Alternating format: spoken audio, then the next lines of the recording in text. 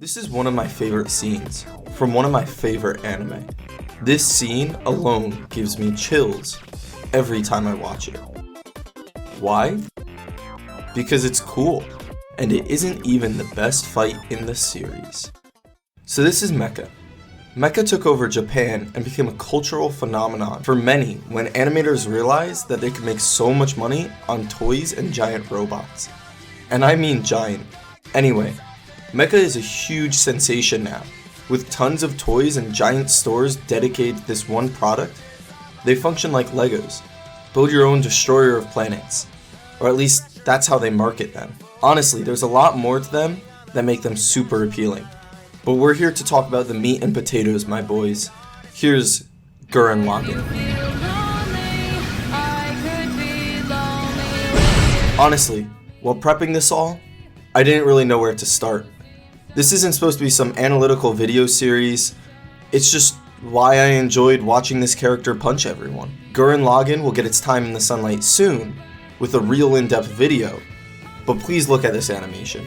How could I not spotlight this series like this? But before I give this series all the time in the sun and praise for being one of the best mecha of all time, I wanted to talk about a fight in Gurren Lagann.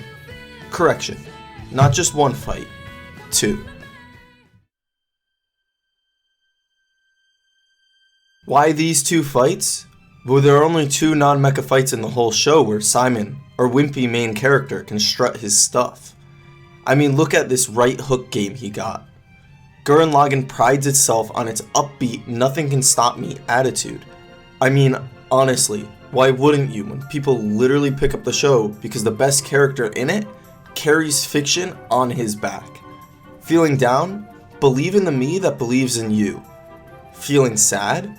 Believe in the me that believes in you. No matter what situation you're in, you have no excuse not to try because believe in me! Believe in the Kamina who believes in you! But again, we're here for these fights. And why these fights? Well, mecha is usually very devoid from hand-to-hand combat. I mean, when you have a mech the size of Uranus, why wouldn't you use it? The problem with that is it usually devoids the characters of getting personal with their foe. So when Simon does this, you start to feel how he's feeling a bit more. Simon has weight behind his punches, pure induced rage and adrenaline. He fights hand to hand, all personal. Fighting with his fists tell a story. To punch someone takes more than mental effort than something like shooting a gun. The reasons behind that is because of how much effort it takes to shoot the gun versus pulling your hand back and letting it rip.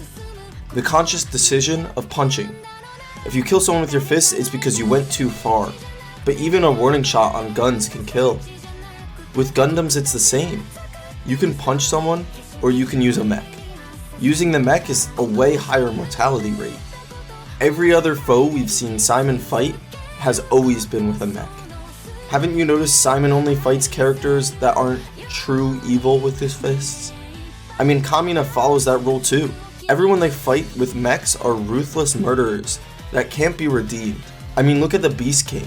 He's only evil so he could save civilization from the overpopulation and awakening of the Spiral Gods themselves. And even the Spiral Gods exist to keep humanity in check, make sure they don't ruin anything.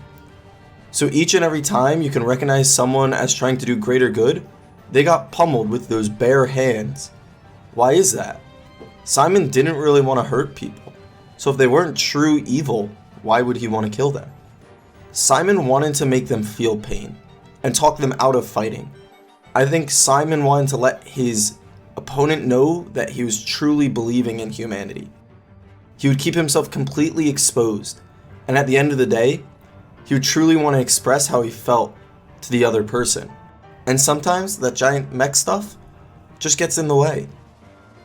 Or maybe Simon just wanted to run those hands.